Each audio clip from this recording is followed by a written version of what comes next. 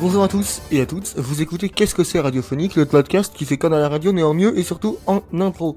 Pour ce mois d'août, vacances oblige, on a fait une petite série de portraits de personnages et comme ils vont interagir les uns avec les autres, on vous conseille de tous les écouter, comme ça vous comprendrez mieux qui est qui et pourquoi qui intervient avec quel personnage et pourquoi tout ça. Ah, c'est quand même pas compliqué, vous avez bien compris. Donc voilà, écoutez, moi je vous laisse avec ça. Et puis on vous embrasse, et puis on se dit à la saison prochaine, pour la saison 2 de Qu'est-ce que c'est radiophonique. On peut se dire ça, on se dit ça, et c'est parti.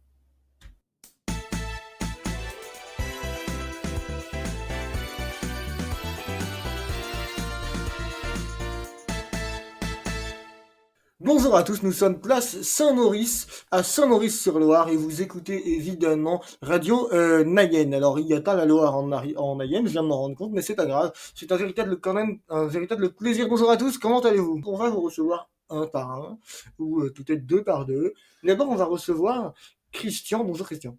Bonjour. Bonjour, comment ça va Christian?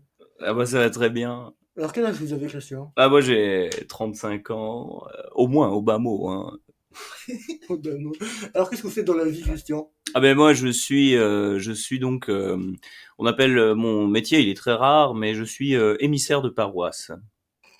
Alors en quoi ça consiste, le ministère de Eh bien c'est paroisse? très simple, finalement, je suis missionné dans les paroisses pour vérifier si les prêtres font bien leur travail. D'accord. Hmm. Et alors, est-ce que les prêtres en Mayenne font bien leur travail? Les prêtres en Mayenne font bien leur travail. En règle générale, on a eu quelques soucis, hein, bien sûr.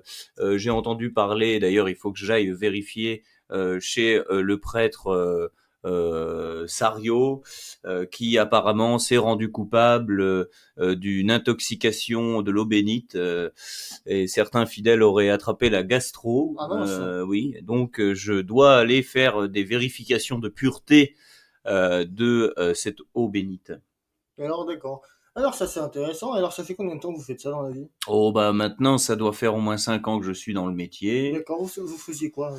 Oh bah avant j'étais agent immobilier. D'accord, ah oui, donc vraiment différent. Oui, je vendais des églises. Oui, donc encore quand même très précis dans ce contexte-là, quoi. Bien sûr, mais vous savez, beaucoup de particuliers ont envie de rénover des églises et il est vrai que le fait que le christianisme ait moins d'impact aujourd'hui fait que beaucoup d'églises se retrouvent finalement, hein, sans pratiquants ni prêtres pour les faire vivre. Alors forcément, certains particuliers sont intéressés de les réhabiliter pour en faire des salles de concert, des clubs libertins, euh, euh, Des discothèques, des discothèques, des cafés, bon voilà, des lieux de culte, des lieux de culte, par exemple. par Bah, moi, c'est ce exemple. que j'en ferais, quoi. Bien sûr, non, bien sûr. Alors, donc, vous êtes, parce que vous êtes croyant, du coup. Ah, pas du tout. Pas du tout. Ah non, je ne suis pas du tout croyant. D'accord, ok, donc alors, parce que quand même c'est votre milieu de travail la religion. Alors comment est-ce que vous êtes arrivé en étant non croyant dans dans un Bah oui, dans l'émissariat catholique. Alors oui, évidemment, mais c'est une chose. Alors et puis dans la vente que d'église? c'est vrai qu'avant d'être émissaire de paroisse, quand j'étais agent immobilier, bon, je cherchais tout simplement un secteur d'activité qui n'était pas encore exploité, et il s'est trouvé que finalement, ben, les églises vides, c'était quand même quelque chose qui, Oui. bon, il y avait quand même une demande, une forte demande et une énorme offre. Alors j'ai quand même foncé sur l'occasion. Puis ensuite, de fil en aiguille, je me suis très bien accommodé de mon athéisme au sein de mon nouveau travail d'émissaire de paroisse.